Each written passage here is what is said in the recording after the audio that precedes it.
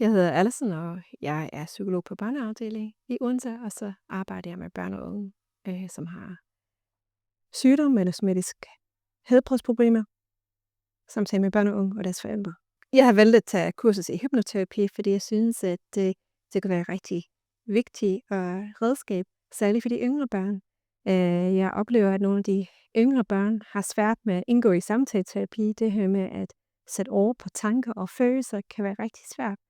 Øhm, og så synes jeg manglede et redskab til de, mindre børn, og de har også behov. Og det blev efterspurgt, om jeg kunne arbejde med nogle lidt yngre børn. Så det tænkte jeg, det var rigtig vigtigt.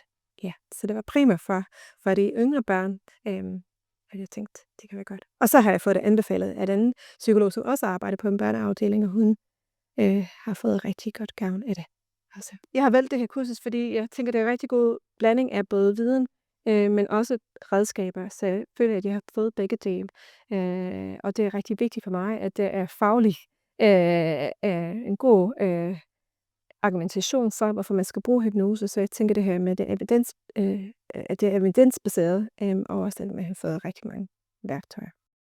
Jeg synes, det har været rigtig godt at få supervision imellem de her 2 kursusgange.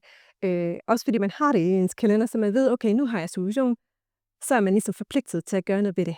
Så det har været til forskel med nogle andre kurser, jeg har været på, hvor man har fået en masse også rigtig god information, men det er måske ikke det samme initiativ eller samme motivation til at bruge det. Så jeg synes, det har været rigtig godt med supervision, så det gør det med livene.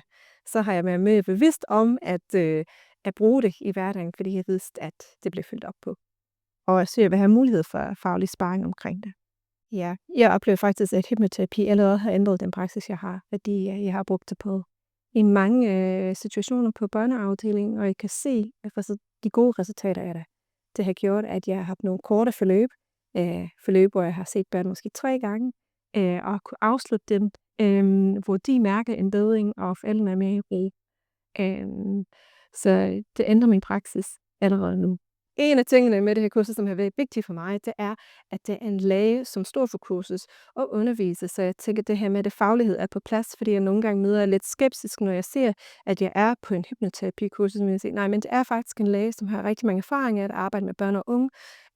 Jeg tænker, det giver en anden vægt til det her, og jeg tænker også i det hele taget, at det er et højt fagligt niveau på det her kursus, har betydet rigtig meget for mig. Også at der er undervisning i de forskellige forskning og studier og retningslinjer, som peger mod hypnoterapi, har været vigtigt for mig.